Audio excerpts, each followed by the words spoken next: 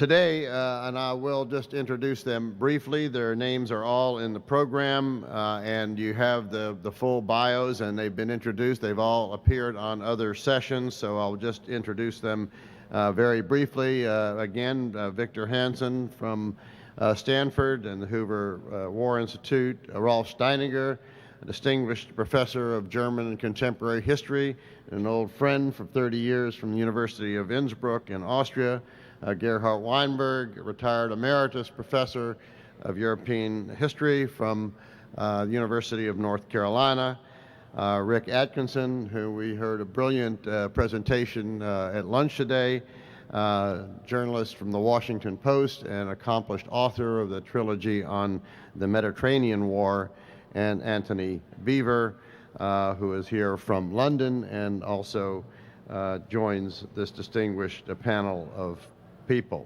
and historians and authors.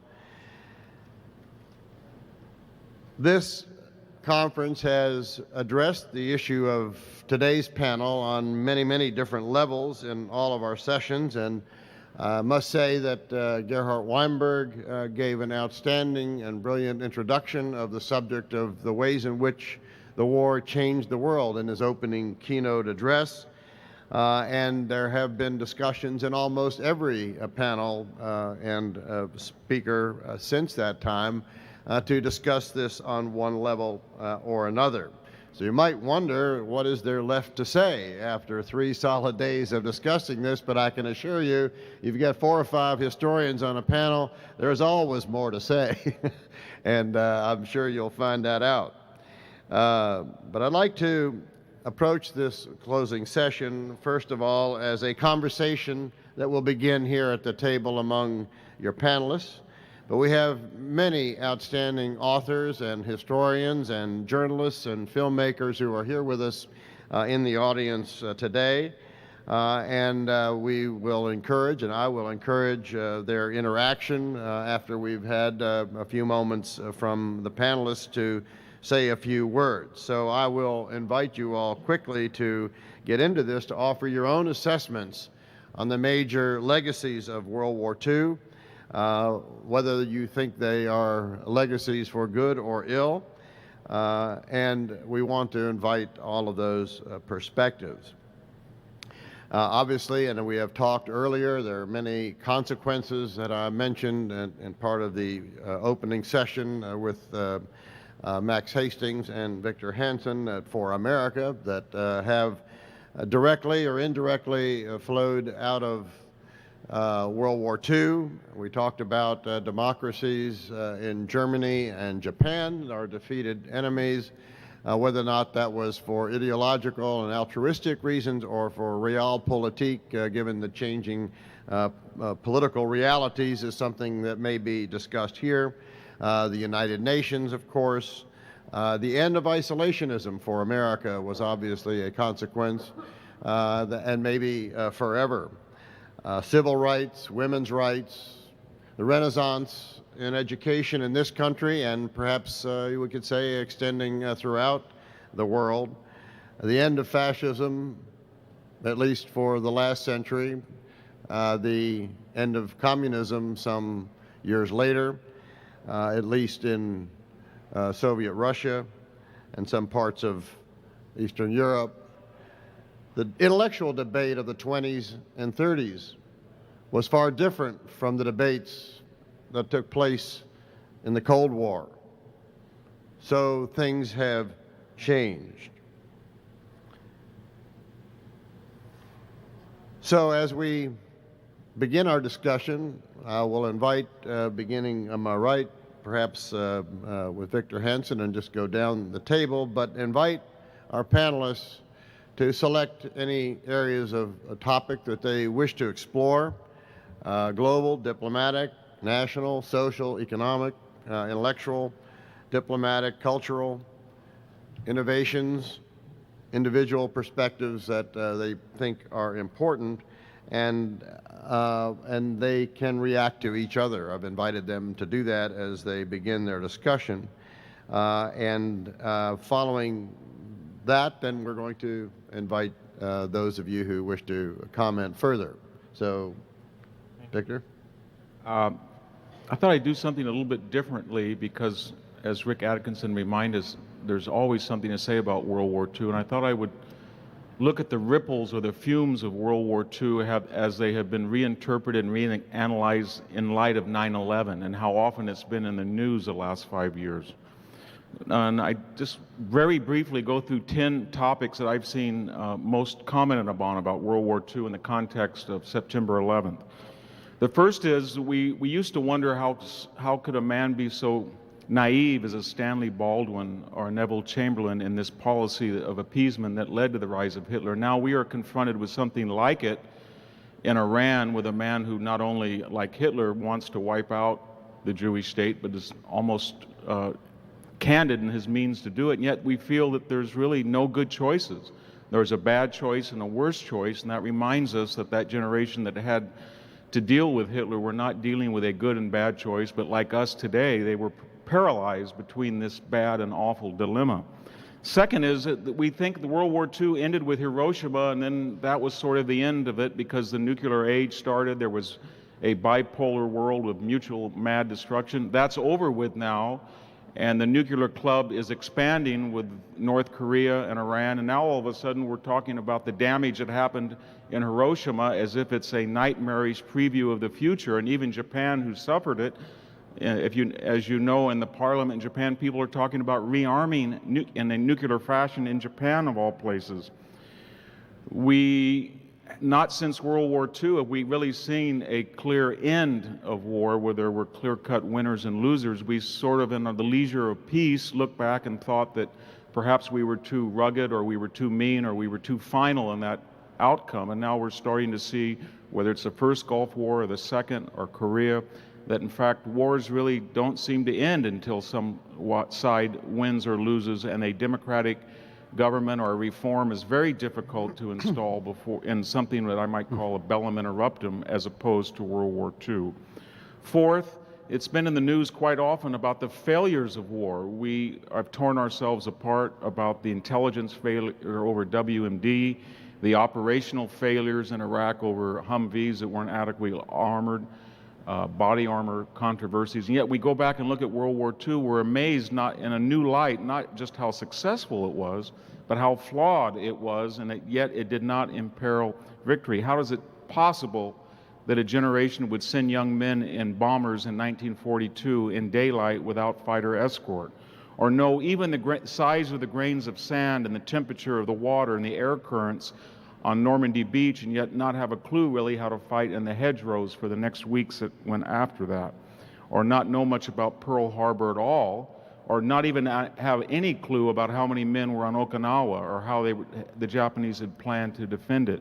That's coming to light in a way that we can, for the first time, I think, because of the weaknesses in our own times, appreciate our forefathers. And 5, as Gerhard Weinberg said, Israel was a result of World War II, and the idea was that there would be a sanctuary for the survivors of the Holocaust, where in one place they could find safety, and they wouldn't have to be dependent on the particular government to ensure the safety of world Jewry. And now we're starting to see, with the comments of Mr. Rafsanjani, that concentration of one people in a small state has turned the whole logic of Israel topsy-turvy. And I'm reminded here of that infamous phrase, a one-bomb state, which seems to have almost turned the logic of the Holocaust upside down. 6, we look back at the beautiful rhetoric, majestic prose and speeches of FDR and Churchill, and maybe again in the luxury of peace, we thought that these were men who were normal but came to the fore in times of war. But I think now, since 9/11 and the inability of our own leaders to articulate or to capture the collective vision of America, for the first time we're starting to go back, and you notice how much we now quote Churchill and we quote FDR. There's a yearning and a deeper appreciation that these men were not just made by the war, but they had singular talents of the like that we haven't seen since, and maybe might not see again. 7, I think there was a sense that after the war, Hitlerism and Nazism was in the ash heap of history, and that meant that we would see a few right-wing nuts here and there that would wear such uniforms and play act, but basically that was behind us. And I was struck not long ago walking on the West Bank and seeing Mein Kampf in many bookstores of the Middle East and under the title Jihadi, and realizing that that appeals to people in a way that it has not perhaps in 50 or 60 years. We are paralyzed of the losses of 3,000 on September 11th, as we should be, and nearly 3,000 more in Iraq and Afghanistan in combat operations. And it makes us go back and look at World War II and not think that the Americans suffered the least, but how in the world did that generation go through something like Okinawa with 12,000 dead and 3,000 killed in 2 weeks, or people, over several hundred people dying in practice for D-Day, or in Cobra operations having a B-17 kill over 100 soldiers and killing the highest ranking general in the European war. So I think we've had a new appreciation for what that generation suffered as compared to ourselves. There's also, I think, a new appreciation after 9/11 of the capability of that generation. Now, I know it's easy to say, well, they were faced with an existential threat in a way that we may or may not be, but when you look at what that generation did fighting in Germany and Japan and Italy, when we hear that we take our eye off the ball by going to Iraq or going to Afghanistan, or we're depleted our troop strength, I was reminded that when the Marines were fighting in Okinawa, the U.S. Army was racing into central Germany. Thousands were in the air over Germany. Thousands were in the air over Japan. And nobody in that generation thought that they couldn't do that. The capability, or the imaginative capability, for whatever reason, seems to be almost unimaginable for us. And finally, of course, Pearl Harbor seems to be different. We all talked about 2,400 people being killed, an attack on the United States, but remember that was an attack not in the continental United States, and it was an attack on U.S. soldiers. I don't think anybody in their right mind, as they look back for World War II, thought ever that would be repeated, and not repeated on an island against soldiers, but right in the heart of our two greatest cities in Washington and New York, and kill more than it did in Pearl Harbor. So the reaction to Pearl Harbor is now seen in terms of the reaction that we have ourselves. And I think it's a good example that whether we use or abuse history, that World War II, because of its cataclysmic nature, seems to haunt us today, and no more so than when we've had our own war that we're currently in. Thank you.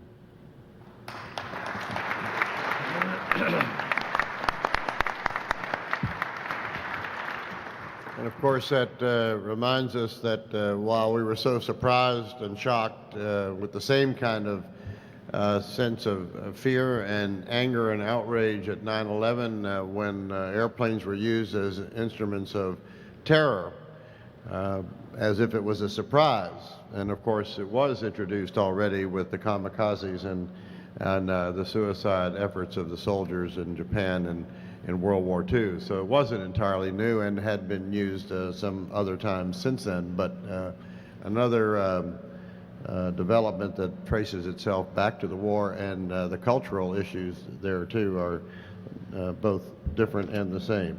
Professor Steininger is next, and I'll turn it over to you. If I had known that you put me on this panel, I had prepared some wonderful statement. So I've not, just maybe 2 or 3 remarks.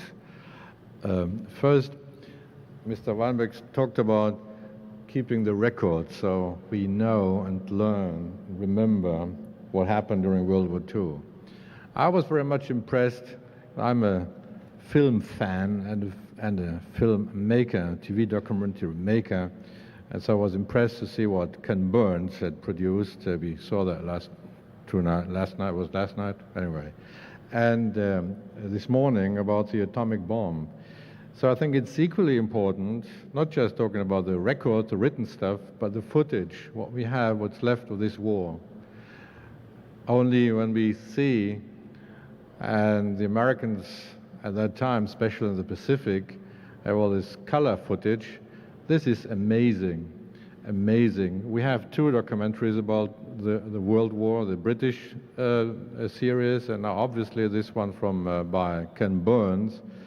And I remember this morning when I saw this film about the atomic bomb, what his name, he had some footage there in black and white that reminded me when I stayed in 1978 at Norton Air Base, San Bernardino. And there, somebody gave me an advice to go there. There, I remember that there was this colonel sitting next to me, and we were watching the stuff from the concentration camp Dachau and Buchenwald in color. And I was watching him, and after a while he asked me, "So what are you going to do with that?" I said, "You know what, we'll put that in Germany on the TV screen." And then he said, "You can't do that. We are allies now." So, in other words, I think it's very important that now I'm producing a 12-part series with my colleague from Westdeutscher Rundfunk for the German TV channel 12 parts on the Bonn Republic. And that's exactly, I'm taking up what I said, was in my talk a couple of minutes ago. How to look at this, what happened to Germany, what to the West Germany, East Germany. One of those colleagues came up to me and asked about re-education. What is re-education? Or what Mr. Rooney said. Who was the better soldier? Of course, the Americans. What about the Germans?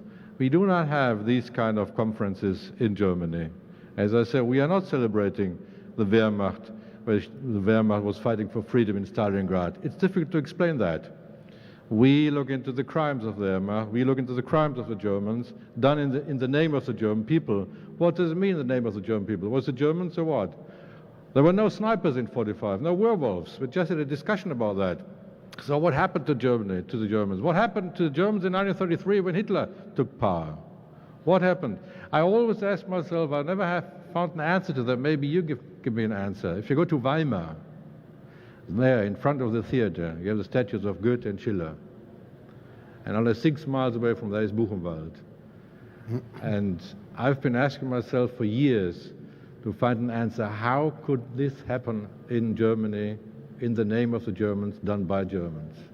Christopher Browning tried to explain this, how just ordinary policemen became mass murderers. But how could it happen? And can it happen again? Anywhere. In Darfur, we talked about Darfur, we had Cambodia. So, or is this just a German phenomenon? So this was the ideas when I was listening to these panels here, footage. And I think it's important and maybe interesting, just a piece of advice, maybe, Nick, for one of the next conferences, footage, films, what about Hollywood and World War II? So this would be something, how the guys in Hollywood took part in this war against what, the fascists or what, the Nazis? Were the Nazis fascists? What about the Russians? Well, anyway, there are only one or two ideas. I just wanted to, thank you. Hello. Yeah, and I wanted to say that that is one of the suggestions for a future conference or program, and looking at how our society and other countries have looked at World War II in film, both from Hollywood perspective as well as in documentaries, and the approach and the treatment and the perspectives of film over the last 60 plus years is quite interesting to view. Obviously, and in every case, something of a reflection on how society looked at that war. If you look at the treatment of The Longest Day in 1961, with John Wayne charging across the beach, and 1 or 2 soldiers die here and there, but they die instantly. And then you look at Saving Private Ryan in 1999, where he makes you really look at it. Well, we probably couldn't have looked at it quite in the way you looked at it the first 24 minutes of Saving Private Ryan. But those things are, and this museum is approaching some of the horrors of the war in its exhibits in a ways that perhaps would not have been acceptable in terms of treatment for people to want to look at the horror of the war so directly. And so this is a wonderful subject for a future program or a future conference, and we'll take that suggestion. Professor Weinberg. Thank you.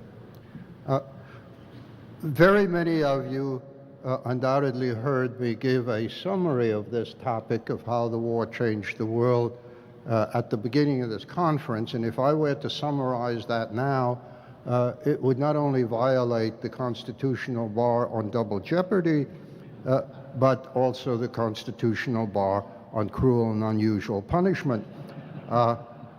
So let me make some rather different comments.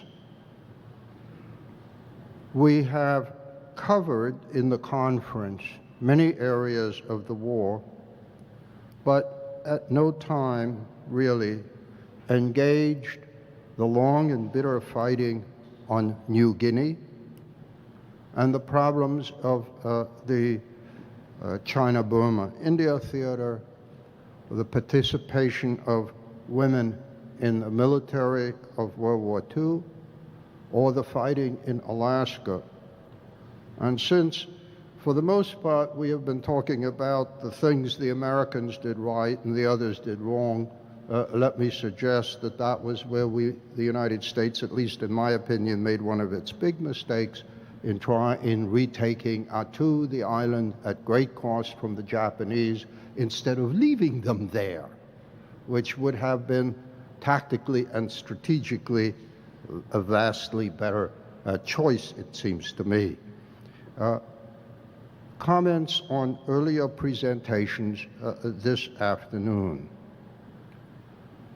To the very excellent presentation on the Soviet role and impact by Professor Pennington, I do want to add a comment which engages the world quality of that war.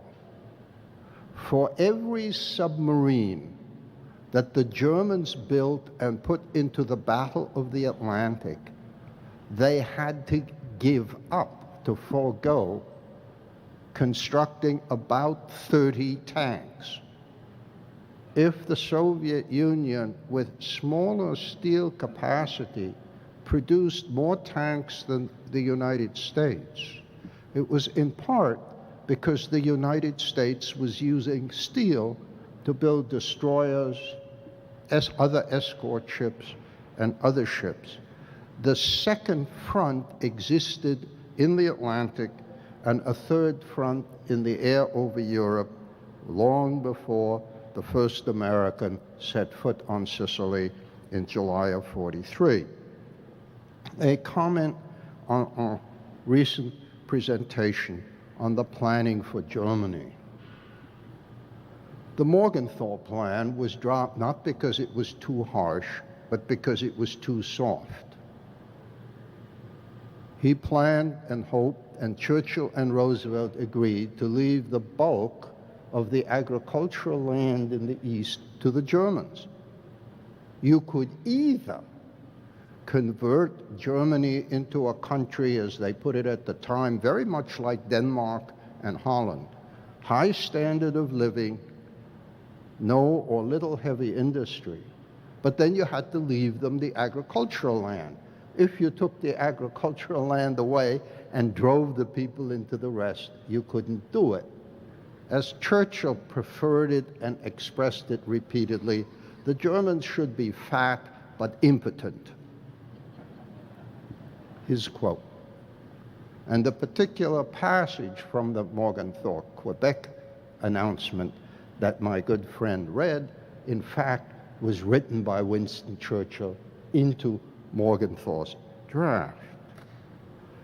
That brings me to a more contemporary related issue.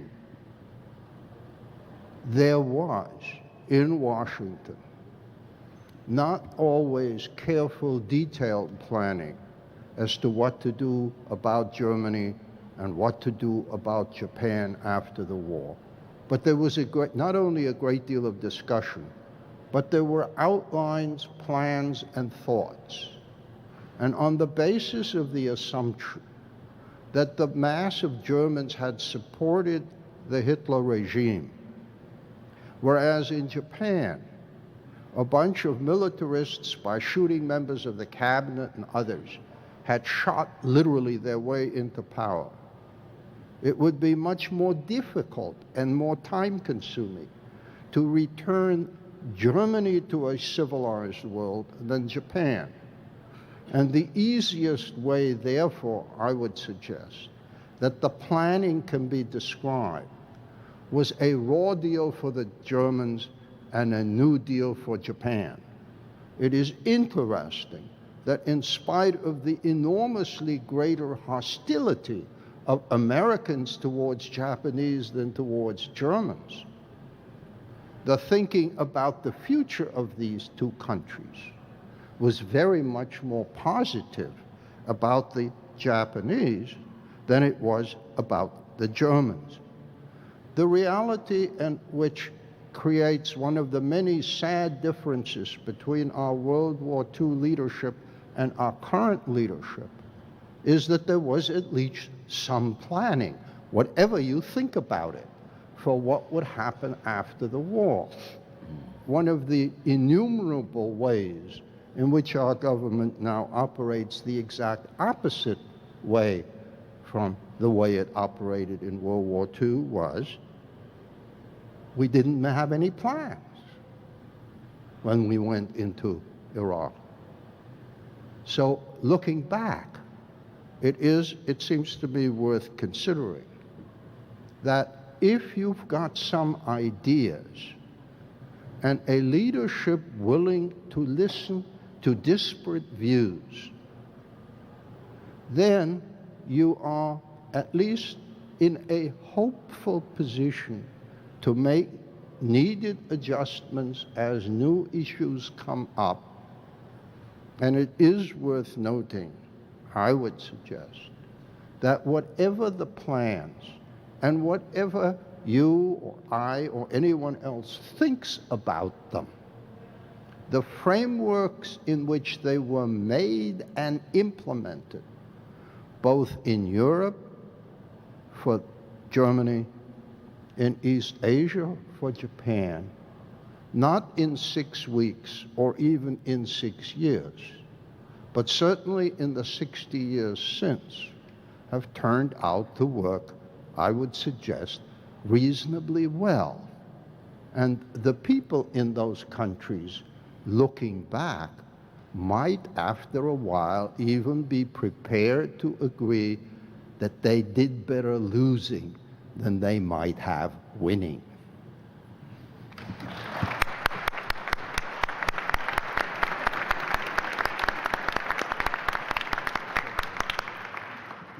Rick Atkinson, I think, is next. Well, you heard me speak at interminable length already this afternoon, so I'm going to be very brief because I think this should be a conversation. And I would like to hear what you have to say, and we should make it a dialogue. I was born 7 years and 3 months after World War II ended, and it seemed to me in the 54 years since then that every aspect of my life was impacted by World War II, from the place where I was born, Munich, because my father was an Army officer. He was a lieutenant in the Army, stationed in the occupation force, to the fact that 61 years later, here we are in a large conclave in New Orleans talking about precisely the impact of World War II on us today, in the 21st century. It was the largest catastrophe in human history, if you exclude the Great Flood.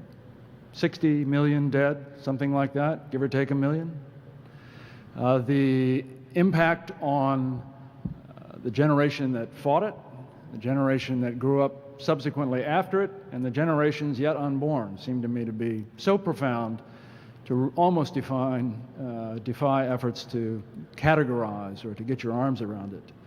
If you think about the social implications of World War II alone, the war acted as an accelerant. It acted as you would see kerosene tossed on a fire in terms of seeing equal opportunity for blacks in a way that we could not possibly have imagined as a society in 1939. In the way we've seen equal opportunity for women in a way that we could not possibly have imagined before the war. So the tendrils of influence from World War II seem to me to be so extraordinarily deep and woven through the whole fabric of our history and our society that it's frightening to think that there are a number of people of my children's age, in their 20s, who not only don't know much about what actually happened in the war, but don't really know which side we were on. This is a sin. And why is it a sin? It's because we, Americans, lost 290,000 battle deaths, because the world lost 60 million. I've been spending a great deal of time in the past 2 months at Arlington National Cemetery. I live in Washington. It's very close to my house, because I'm writing about it for National Geographic. And there are 4,000 World War II dead buried at Arlington out of about 300,000 at the National Cemetery there now. Incidentally, there are also about 300 dead from Iraq. About 1 in 10 from Iraq are buried there. And when I'm in Arlington, and when I'm among those graves, the thought that my children or my grandchildren or progeny yet unimagined don't understand what they died for is heartbreaking. It's as heartbreaking in its own way as Section 60, where the Iraq dead are buried. The most heartbreaking, the saddest acre in America. Those who forget the lessons, who forget the sacrifices, certainly do so at their peril. Gerhard mentioned planning for the post-war. There was a great deal of effort put into occupation of territories that were conquered, recaptured by American forces. There was an entire construct called AMGOT, Allied Military Government of Occupied Territories, that was put together by the British and the Americans, and the effort was to anticipate the needs of Sicily, for example, in July 1943. When we recaptured Sicily, what would we do with 4 million Sicilians? How would we feed them? How would we police them? How would we provide clean water? How would we get electricity running again? Now, AMGOT was a very flawed institution. The joke within the Army was that AMGOT actually stood for Aged Military Gentlemen on Tour. Just before the invasion of Sicily, Eisenhower, who was the commander in the Mediterranean at the time, received a telegram, a cable from the War Department asking if he would consider changing the name of AMGOT for 2 reasons. One, someone had discovered that AMGOT in Turkish is a foul word. It's a slang word for female genitalia. This is true, as I'm told by my Turkish friends. And then there were others who believed that AMGOT sounded too Germanic somehow, too harsh. The anguished reply from Eisenhower back to George Marshall's office is unbelievable. My God, can't we think about something more important than whether we're going to call it AMGOT or not? AMGOT evolved over the course of the war, for the remainder of the war, into an organization that had its flaws and had severe deficiencies, but they learned a lot. They learned a lot about how to occupy Italy, for example. They learned a lot about the needs of occupation, ultimately for Germany and Japan. I had a conversation in early 2004 with a 4-star Army general whose responsibilities included providing a lot of the force that was going to Iraq.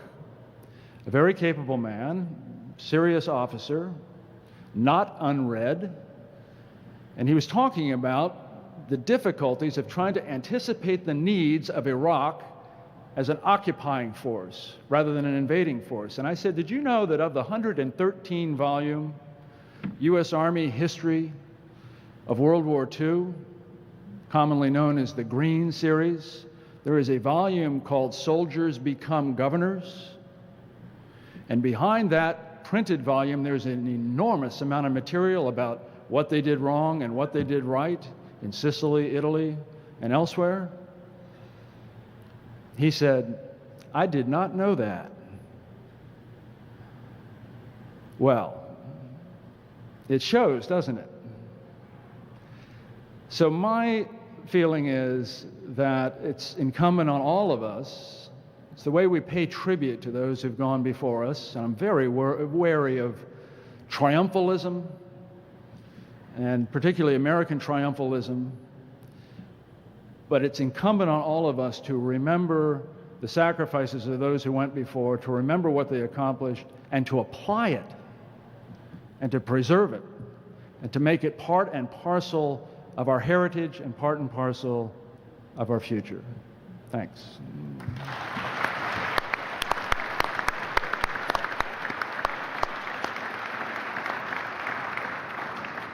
Anthony Beaver from University of London.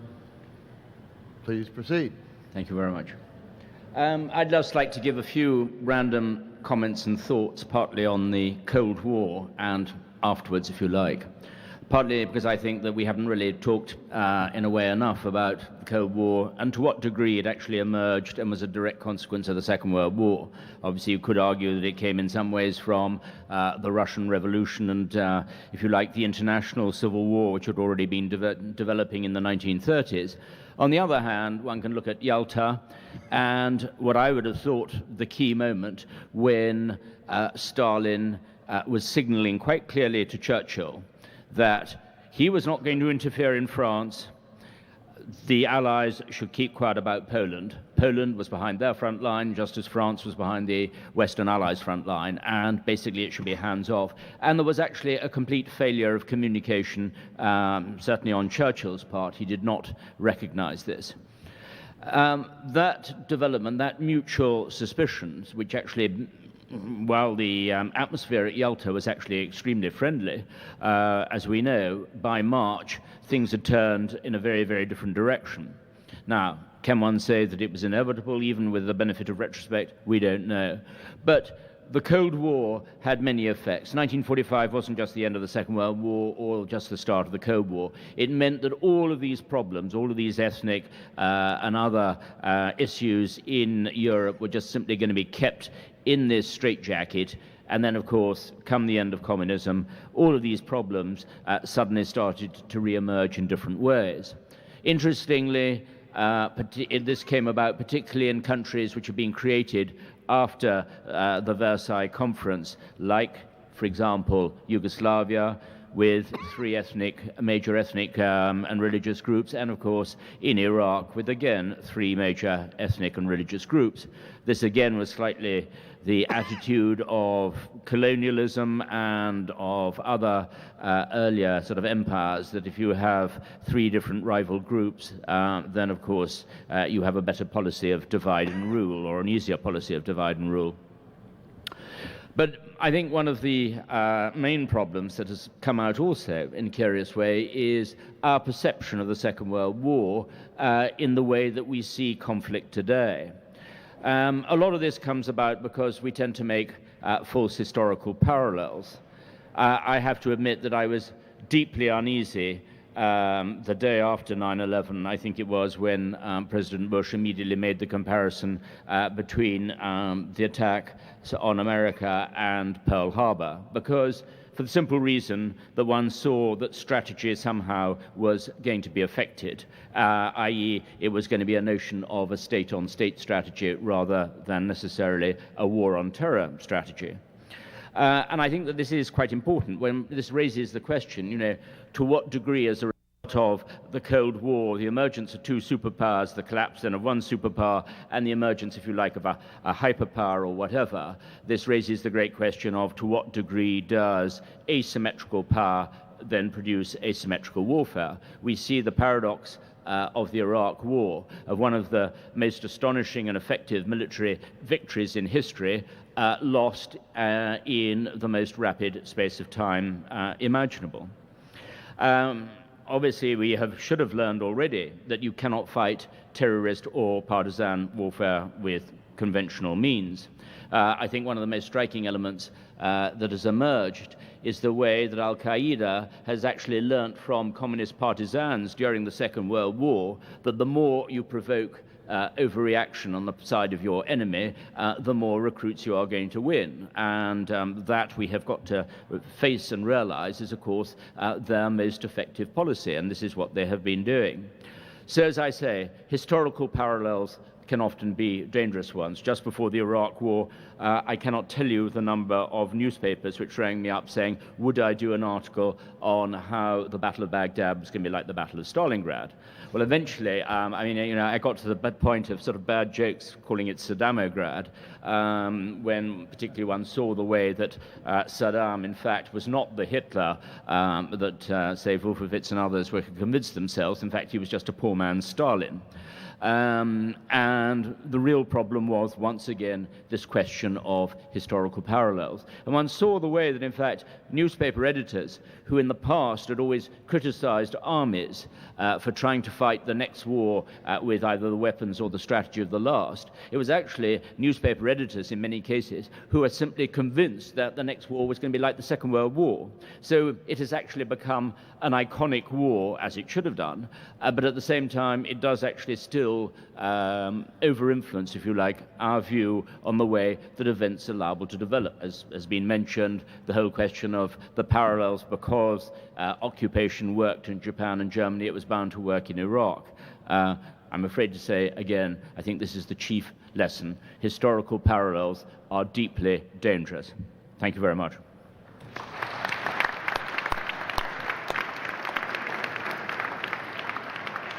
And now I think we're about ready to invite speakers, members of the audience, presenters from other sessions, authors, journalists who are here with us to offer any comments or suggestions, and also invite our own panelists here to, if they want to respond to anything else that's been said among panelists here, to feel free to do so. So we will start over here and then switch to this side.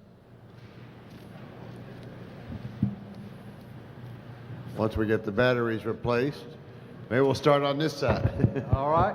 Does this work? That's working. It's working all right. I'd like to address this primarily to Dr. Steiginger. This situation, German General Lothar von Rindelich was the most highly decorated general in the German army. He was commander of the German Army Group South, consisting of 800,000 men. And his headquarters was in Weidhofen, Austria. We transported him eventually to General Walton Walker, commander of the 20th Corps, where he finally surrendered. And we understand that the surrender terms at theirs was that his men be allowed to fight the Russians until they withdrew across the Enns River at Steyr. Prior to that, he had written a letter to General Patton. I have a copy, requesting that food and medicine be allowed to pass through American lines to his 800,000 troops to allow him to continue fighting the Russians. But in his letter, he also says, if this is not possible, that someday you will remember the words I have said, that I have asked you to join us in the fight against communism. I later heard that General Patton and Churchill and possibly MacArthur privately agreed to this. And another aspect of this is that many Germans that surrendered to us asked us to continue, join them in fighting the Russians. You have to answer that? You wish. Well, thank you very much. I think in many ways this is, of course, wishful thinking. And there's a famous book called Churchill to German Army. In 45, of course, I mean, especially on the German side, there was this, as I said, wishful thinking. Just get together with the Americans against the Russians. There was, when we look at Churchill, he at one time said, we killed the wrong swine. Wir haben das falsche Schwein geschlachtet. So, talking about Germans. I think that's wishful thinking in 45. In 45, there might be disagreements between the Allies, but they all hated the Germans. No way, let's open the Western Front and let the Americans in and all into the East fighting the Russians. I don't think so. That didn't work. Okay, Anthony Beevor. Very quick point on this. Churchill, in fact, commissioned a planning, a contingency plan, and it was called Operation Unthinkable. Should we push back the Russians? Because, again, it was a question over Poland and all the rest of it.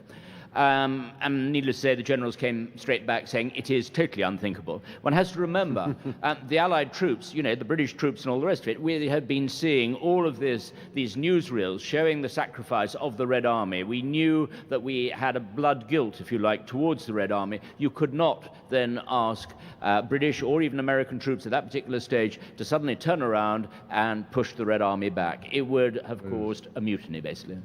Professor Weimar. There is another very important aspect of this, and I have to repeat something that was sometimes said during World War II. Don't you know there's a war on? In the spring of 1945, although Germans all thought that the Earth was a cube, the different sides of which were unrelated, it happens to be round. And there was fighting going on. As the fighting in Europe wound down, the fighting in East Asia heated up. In the spring and summer of 1945, American troops were engaged in the bloodiest battle of their Pacific War. 1st of April, our troops landed on Okinawa. The battle lasted into July, and the commanding general of the American Army was the only American three-star general killed by enemy fire in World War II. The British were fighting. Yes, they were fighting to clear Burma. We're getting ready for Operation Zipper in Malaya. Australian forces were in the process of a series of oboe operations directed by MacArthur on Borneo. MacArthur was reminding Washington at short intervals that it was essential that we get the Russians into the war against Japan. That it was essential that we get the Russians into the war against Japan. And our people in Washington were reading the Japanese diplomatic traffic, which made it clear that the Japanese were trying to get the Russians to switch sides and come in with them. We tend to forget that while the Allies had lots of troubles working with each other, the Axis powers had even more trouble, in part because the Germans knew and cared nothing about the war in East Asia, and the Japanese knew and cared nothing about the war in Europe. But the Allied commanders in Europe in March, April, May of 1945 were concerned about one very important word: redeployment. Headquarters 1st American Army, which had commanded our army on D-Day in Normandy, is pulled out on the 1st of May 45, before the end of fighting. It is reactivated 1st of August 45 in Manila, because it is to command one of the armies that will go into Tokyo Bay on 1 March 46. So those who had notions in the spring of 1945, as I said, needed to be reminded, there's a war on. Thank you. Let's have comments over here. I'd like to address this question to all the speakers this last 4 days. It's been 61 years since the Great War ended. And I'd like to know where we've come from in those years. I live in Los Angeles, and any given night in the news and the papers, there's 4 to 5 gangland shootings. New Orleans here has had its share. I think it still has a National Guard on duty here. We have an open border policy on our south borders. There's 1.5 billion Muslims that consider us infidels, and they have a plan for us. So what have we accomplished? Please help me out. Rick Atkinson, you'd like to take that? Well, for one thing, your ability to stand there and ask that question is one of the things that we've accomplished. And that's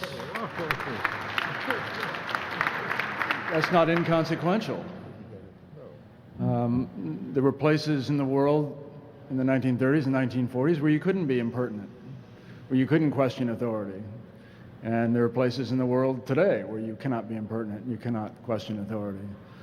So it seems to me that all the things that you described and many more are true, and you can look at the world and see it coming apart at the seams, or you can look at the society that we have built collectively here and the alliance that we have built post-war that is under stress but still holding together, and think that's not a bad legacy. Anyone else like to respond? I would just say that there's more democracies in the world today than there ever has been in the history of civilization. That's something that I think came out of World War II and the idealism of it. We should remember that although World War II gave us 50 to 60 million people dead, the 20th century actually more people were killed off the battlefield by Hitler, Stalin, and Mao than on the battlefield, perhaps as many as 80 million. So I don't know, I think that there was recognition after World War II. The system, whether it's international trade or whether it's collective security or whether it's alliances or whether it's a commonality of the seas, that ideal came out of World War II and the institutions that were formed after it. So I think there's hope.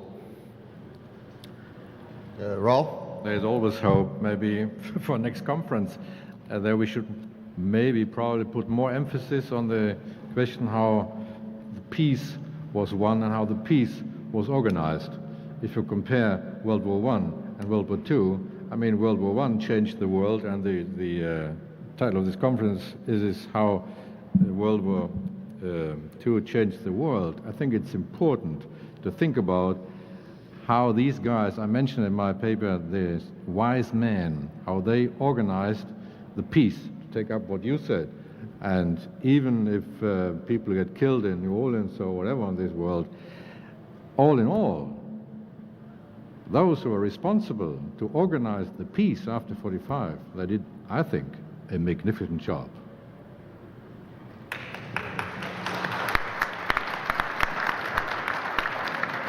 We'll turn over here. Thank you. I believe I've got the right panel to ask this question to. Is in discussing historical parallels, or in this case, possible non-parallelisms, one might have the sense that they're in 1938 right now watching a gathering fascist force, and it's clear that German and Japanese fascism was uniformed and somewhat discrete in its location, but it seems very clear that we're facing a fascist force in the world today from Islamic extremists. If you would address the parallels, why one should or should not be particularly nervous about this right now, I'd appreciate the answer, particularly from Dr. Hansen and Mr. Atkinson, if you'll answer that. Thank you. Well, I'm worried about the Enlightenment because here we are 60 years after World War II, and I'm not going to put the onus on Europe, but I'd never thought in my lifetime that an opera would be canceled by Europeans or Westerners or Berlin, or a teacher of philosophy would go into hiding in France, or a filmmaker would have his throat cut and silence people in Holland, or cartoonists would go into hiding in Denmark, or the Pope would apologize. And a lot of this is not just out of fear of terrorism or oil or Islamicism, but it's us ourselves that we're not speaking out. And I think, I don't want to seem overly dramatic, but I think there was a crossroads happened when Salman Rushdie, the novelist, went into hiding, and not very many people said anything about it. And I think it's a reminder that the Enlightenment, this idea that people should not just protect Da Vinci or to protect Montesquieu, but protect people who don't have talent and are crass and obnoxious like a Van Gogh or the cartoonists that have poor taste. That's even more important, that we all realize that the Enlightenment, which came out of 2,500 years of trial and error and great sacrifice. I would hate to think that Socrates was executed or Galileo was tormented, and then we in the postmodern age in 2006 could not speak out against something when somebody was threatened with violence or the threat of it for expression, however untalented or however obnoxious they are. It seems more than ever that we need to speak out against it. That was what World War II was about.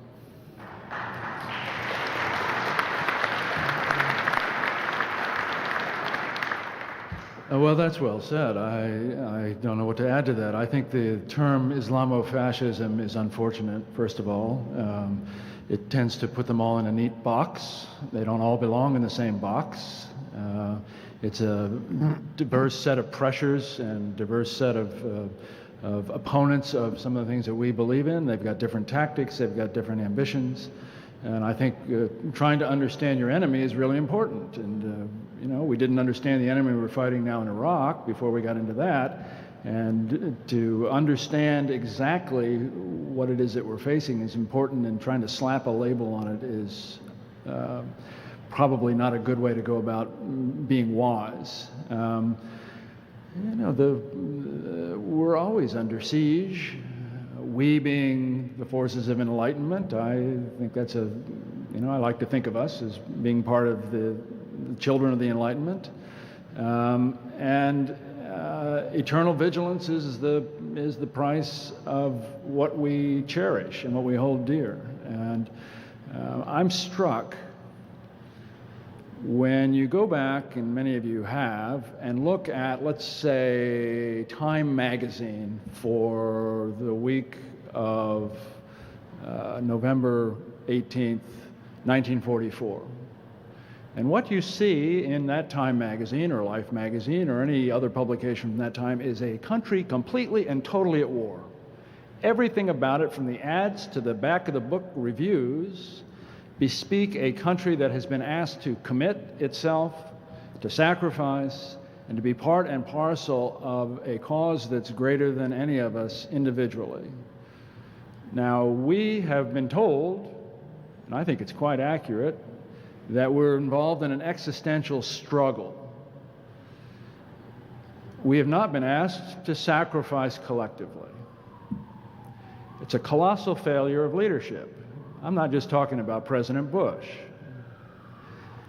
I think if we believe we are in an existential struggle, if we believe that the Enlightenment of which we are part is under siege and we want to hold on to it, then somebody needs to step forward and show the kind of leadership that will have us thinking and believing that we are, in fact, part of something bigger than any of us, and we all have to do our part. Thank you. Does anyone else want to comment on the question, or have we said enough? And fine. Next question, John. All right. I wanted to raise the question of vengeance as a force of war. And sometimes vengeance can be good, sometimes it cannot work out so well. Two contrasting examples. World War I. The war was fought principally on the soil of Belgium and France in Europe. By the time the Allies pushed the Germans back to their own border, they threw up their arms and they surrendered. My feeling is that the Allies, the British and the French, never felt that they got their pound of flesh out of the Germans for all that they had endured. And so that the process of vengeance was taken out at the peace conference and in the decade after the peace conference at Versailles. World War II, on the other hand, I think by the time the Allies had defeated our enemies, the desire for vengeance was totally satisfied.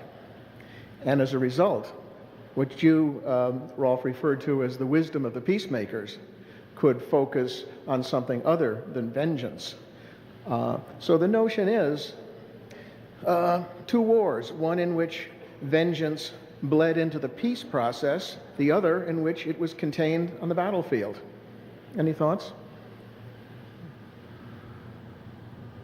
What we need to remember, I think, is that the leadership of World War II, because of the short time between the two conflicts, are all by definition survivors of World War I. And they act in many instances on the basis of what they think either went right or went wrong or should have been done differently the last time. That doesn't mean their assessments are in all situations correct. I'm not suggesting that. But certainly I would argue that the single most important lesson that both the American and the British leaders drew from World War I was that this time nobody was going to be yakking about Germany not having really been defeated. It's worth noting that the peace settlement imposed at the end of World War II on Germany is infinitely harsher than the one imposed in 1919. And that while the Germans shrieked, yelled, and hollered for decades after 1919 that this was impossible, preposterous, we better have another war, after the imposition of a vastly harsher treaty with much more serious territorial changes, with the imposition of real as opposed to fake reparations on a country much smaller and more damaged. Today, the number of people you can find in an 82 million people who are just waiting to start a third world war, you're going to have a long time searching. Field Marshal von Leeb, when he was in a POW camp in December 1945, wrote in his diary at some length what the lessons were from the fighting so that Germany, the next time it fought the same countries, could do better. If that were today distributed in copies in the Federal Republic, I have a sneaking suspicion there would be more laughter and amazement than agreement. Similarly, as I mentioned in my introductory talk, our government here saw the whole issue of international organization on the basis of what they believed had gone wrong in 1918 and 1920.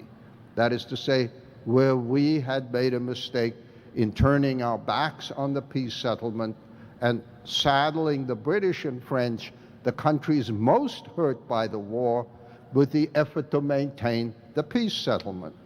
People in this country who talk about Neville Chamberlain and Czechoslovakia invariably forget that Czechoslovakia was an American creation. Its funding charter was the Pittsburgh Agreement.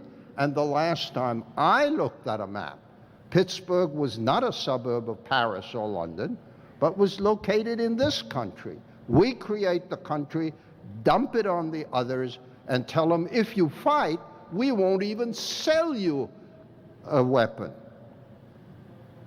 Those who went through this learned from it and did it differently after World War II.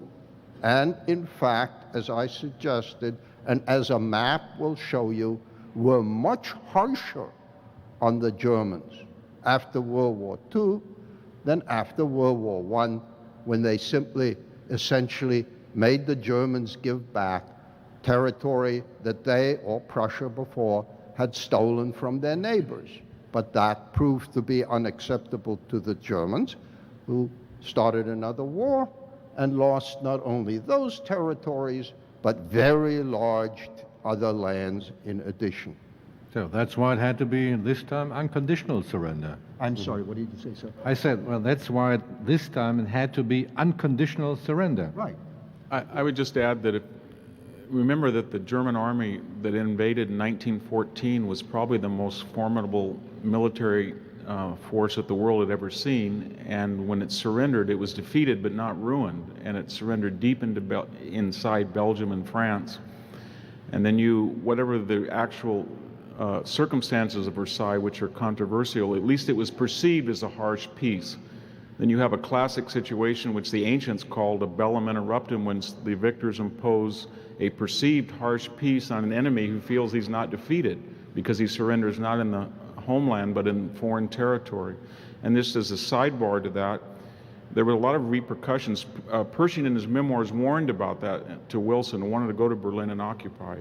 But if you read some of the things that the German generals said in World War II, you can see the calculus, what was working, that in this World War I calculus, 4 years and you could not defeat France even though you were in it, and you took out Russia in a little over 2 years. So they go into World War II and they take out the French in 6 to 8 weeks, depending on where you call the enemy. And then obviously by the World War I calculus, Russia is 4 weeks, because that was the easier one in World War I. So then you have the prescriptions for a disaster. So it's always a bad idea, as the Romans write about, to inflict a perceived harsh peace. I think the harshness of Versailles is exaggerated, but on an enemy that's not only undefeated, but on the advance and in the enemy's territory when he surrendered.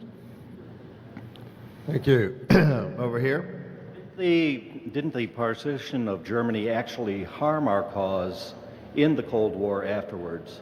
And conversely, wouldn't the partition of Iraq also harm our cause? Well, the partition of Iraq has huge implications, because if the Kurds go for full independence, and certainly with the oil fields of Kirkuk and so forth, which they could easily do, then you're going to get Turkey moving, and Turkey at the moment feels very much betrayed by the West and angry, and I think that we would actually see a Middle East war. So I'm afraid that is one of the huge dangers of pulling out. Sorry, the earlier part of the question was? Didn't the partition of Germany actually harm our cause after World War II rather than helping us by splitting up Germany? I don't think that there was any alternative to the partition of that particular stage. Stalin believed very, very strongly that Berlin, almost the whole of Berlin, should be a Soviet prize, considering that they had borne the brunt of the war. They certainly wanted to have a very considerable chunk of Germany. The dividing line was agreed, partly with the EAC and all the rest of it, because they had to have some sort of natural frontier along the Elbe.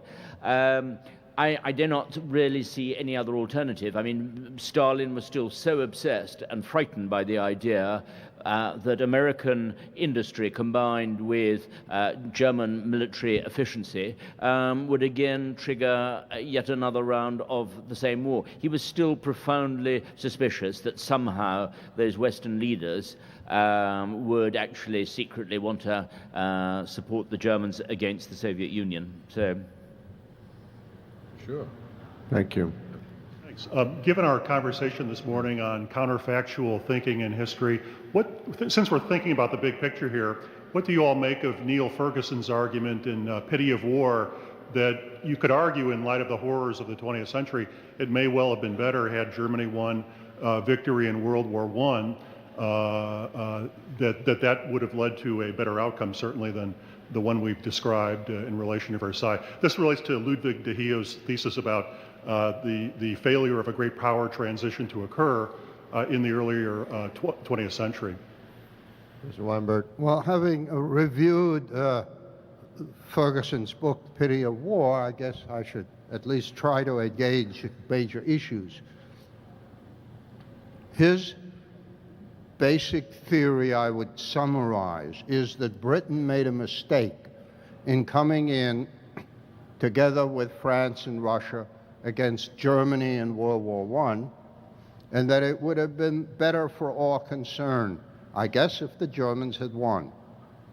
What, as an American audience, I think we ought to give some minimal thought to is the planning in Germany that had been taking place for war with the United States.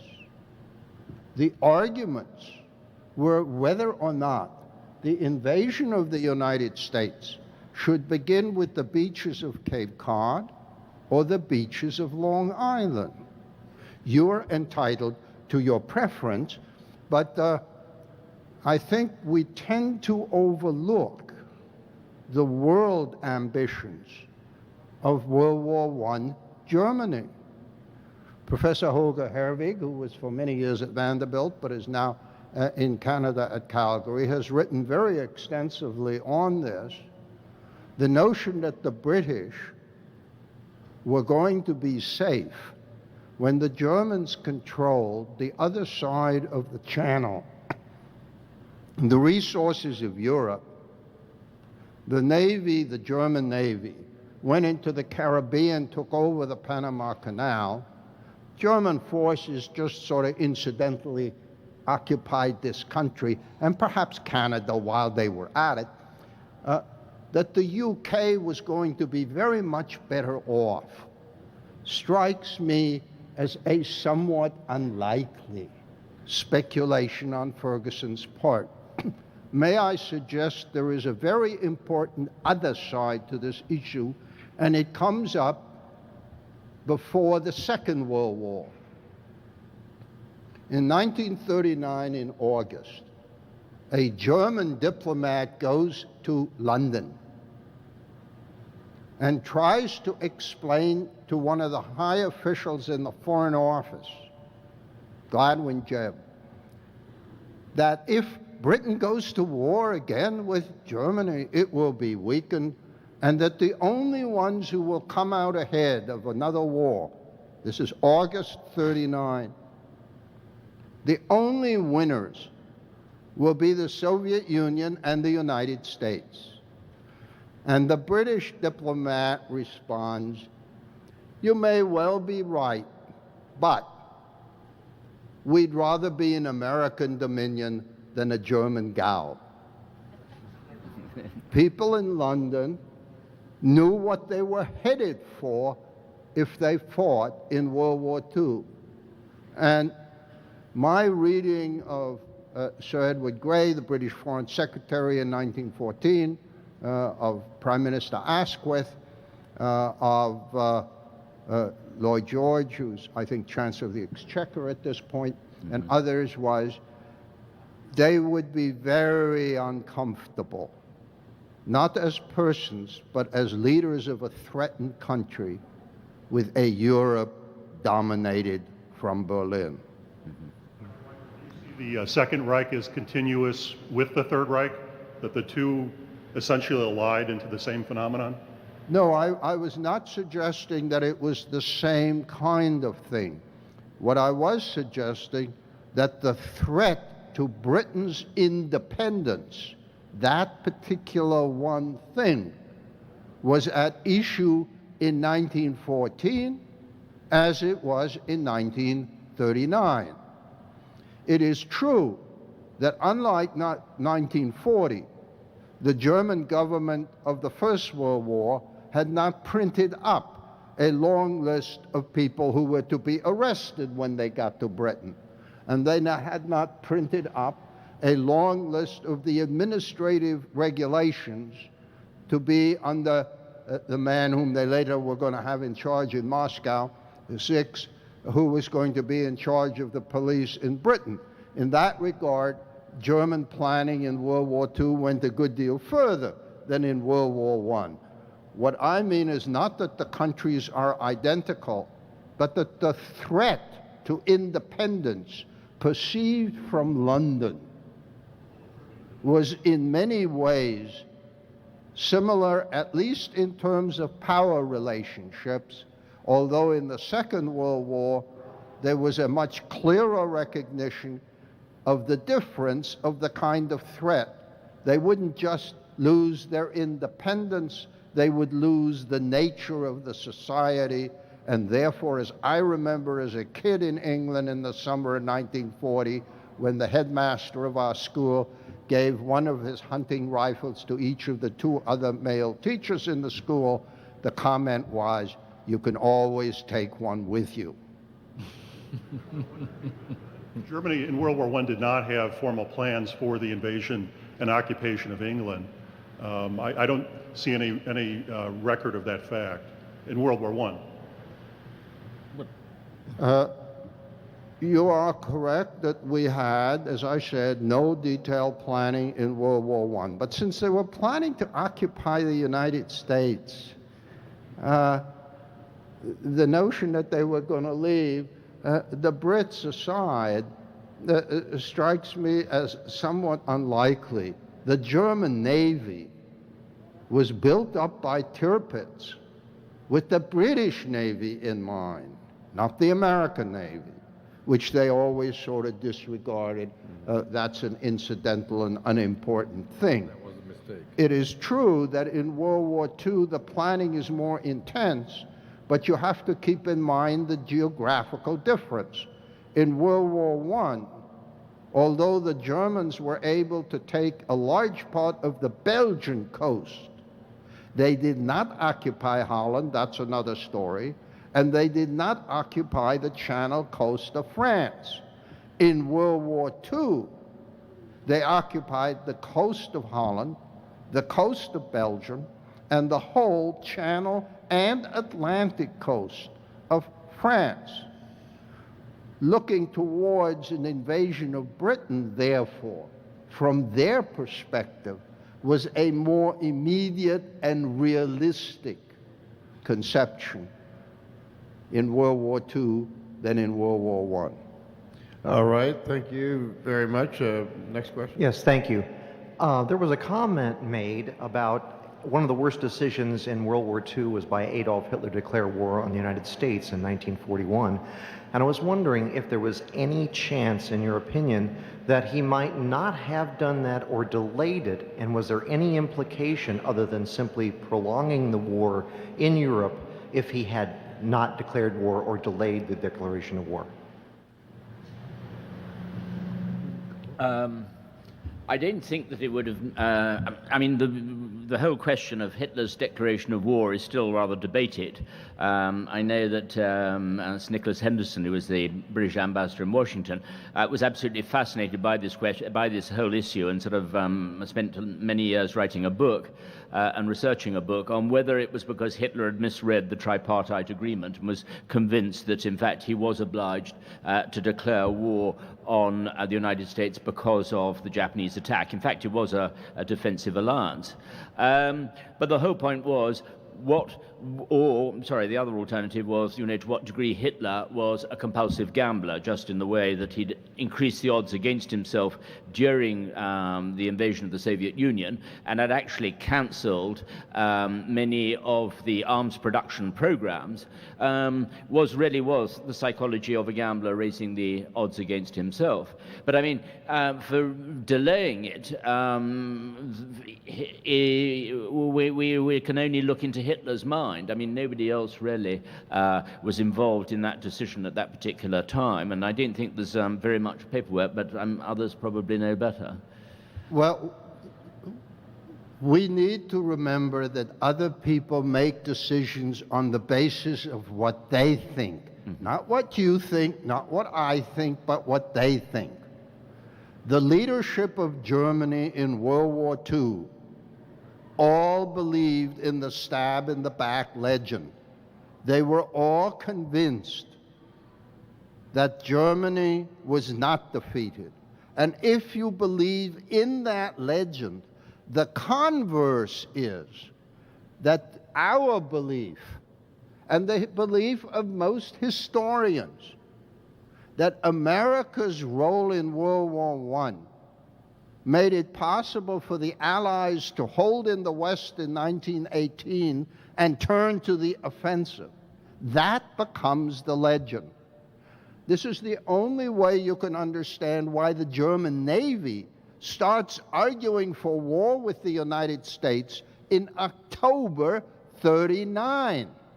And it is Adolf who's holding him back, because German, although in 37 he had ordered the building of super battleships to engage the American Navy, they aren't finished. They've been laid down in 39, and Germany has the choice. You can either build your own navy, or you can borrow one. It's therefore, since he's going to go to war with the United States anyway, and he's been saying this since 1928 in writing, you can read it in his second book, the sooner the better. And it is to be noted that when he gets word of Pearl Harbor, neither he nor anybody in the military headquarters has an idea where and what that place is, but he knows now the Japanese have gone to war. He's in East Prussia, and it's going to take 3 or 4 days, not only to get to Berlin, but to assemble the German parliament, give them the good news of war with the United States, and go through the diplomatic machinery. The order to start hostilities against the United States and 7 other Central and South American countries comes out over the teleprinter from the headquarters in East Prussia within 1 hour.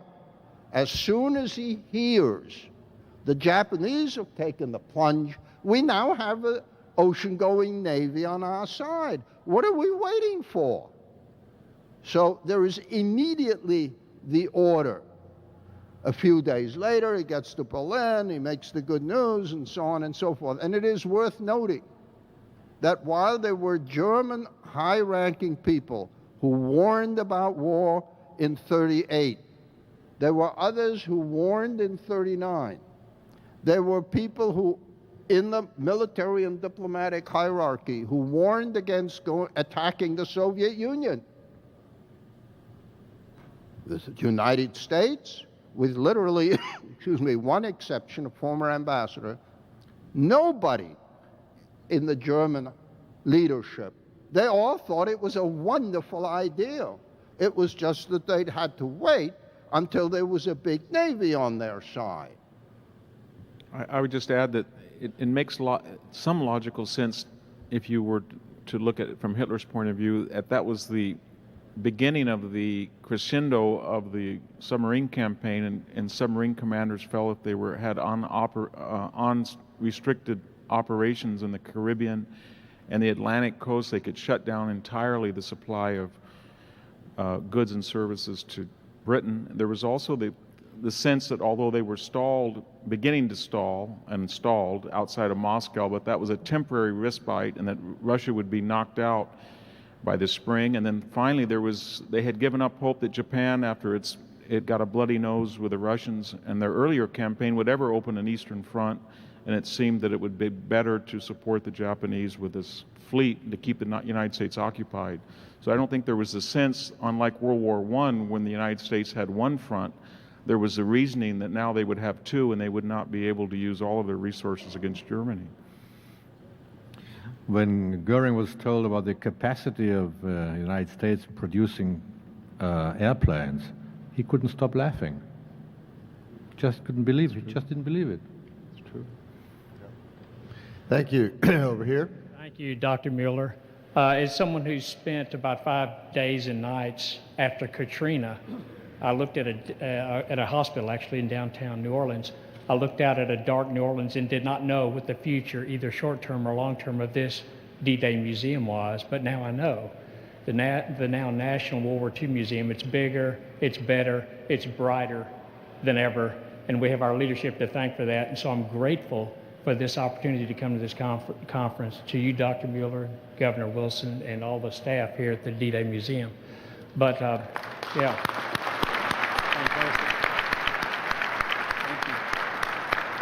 So my question is, when is the next International World War II conference?